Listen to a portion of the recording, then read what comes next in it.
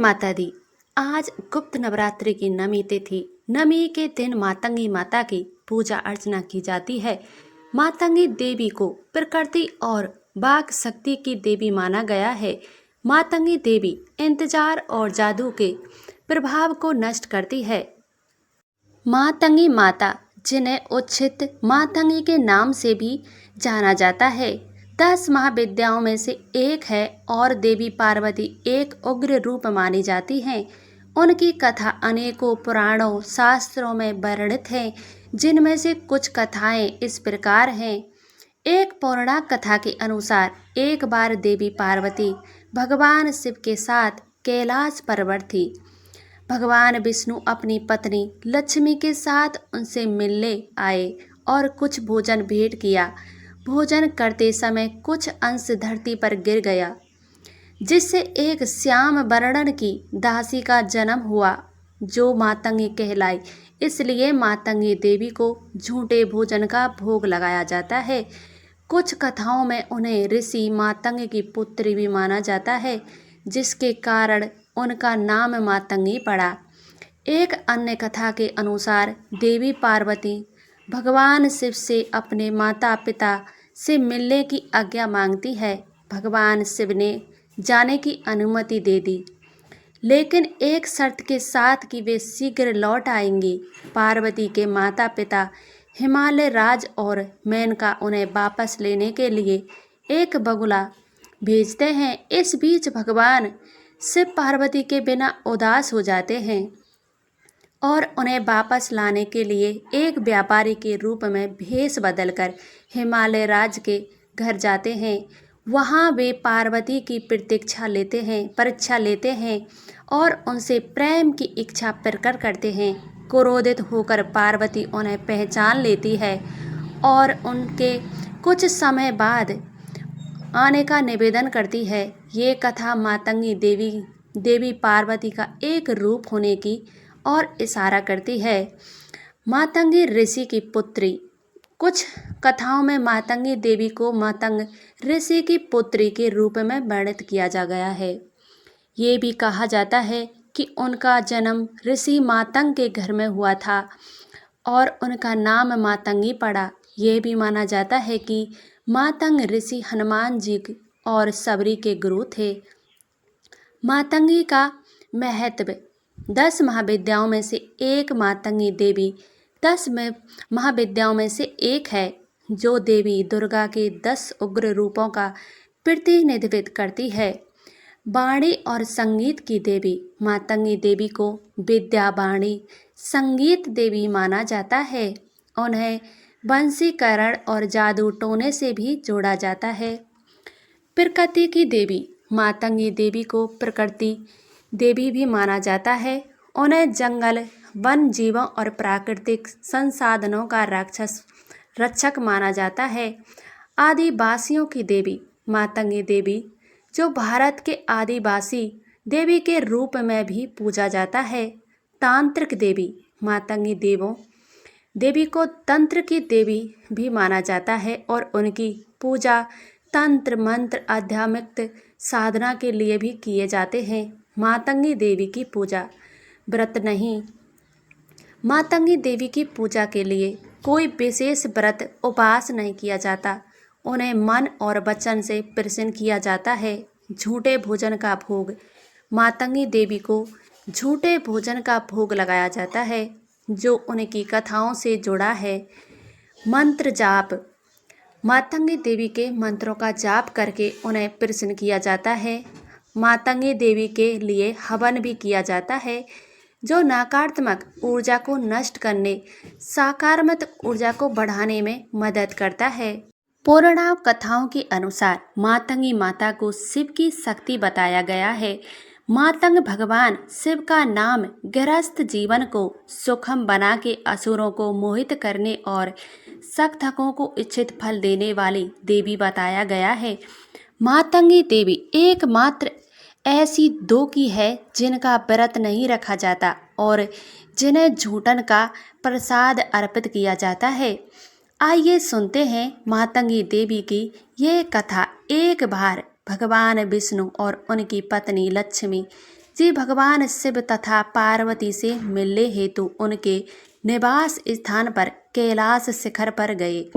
भगवान विष्णु अपने साथ कुछ खाने की सामग्री ले गए।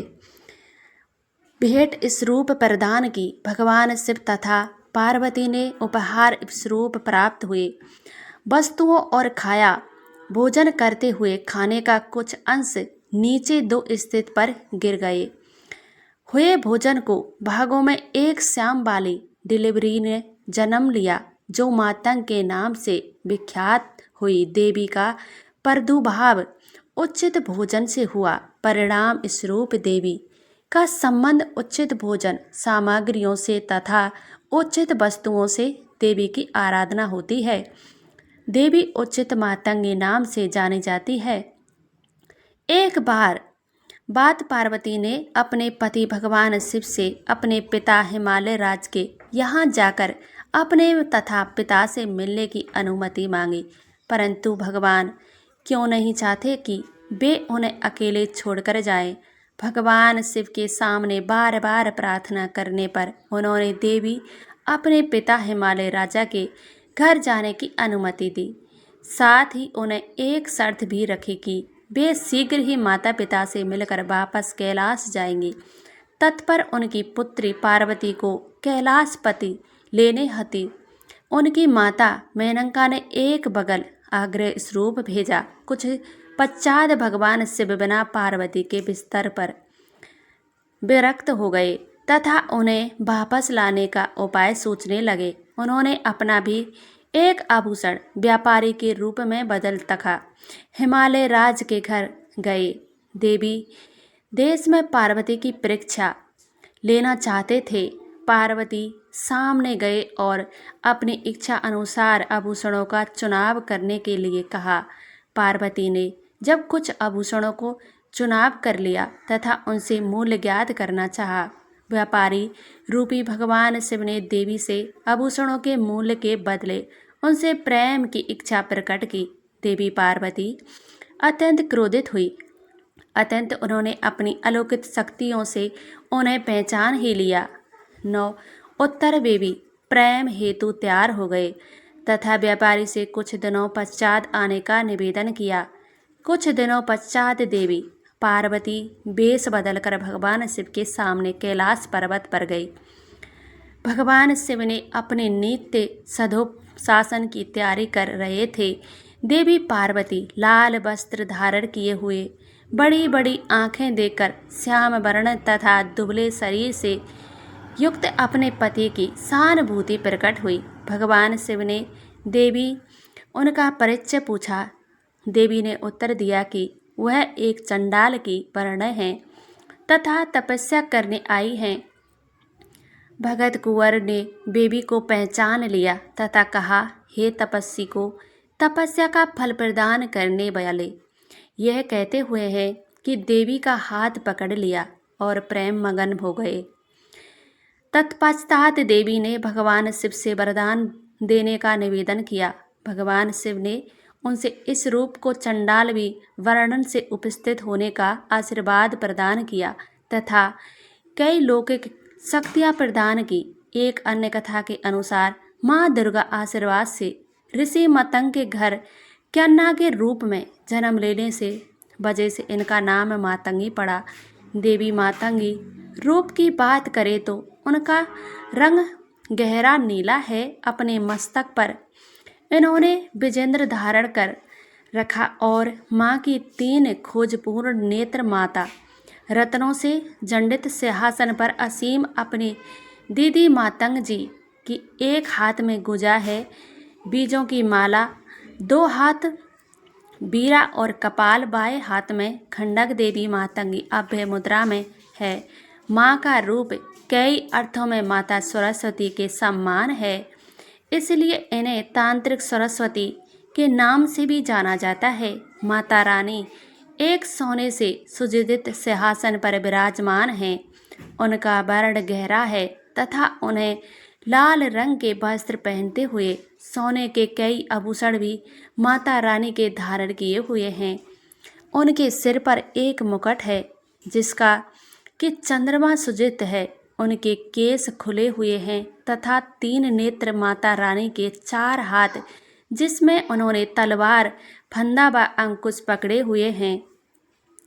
एक हाथ अभय मुद्रा है। माता रानी के कुछ अन्य रूपों में उन्हें दूसरी वस्तु पकड़ते हुए दिखाया गया है, जैसे कि तड़प माला, पुस्तिका इत्यादि। उनके सामने माँ सरस्वती के सम्मान भी रखी हुई हैं।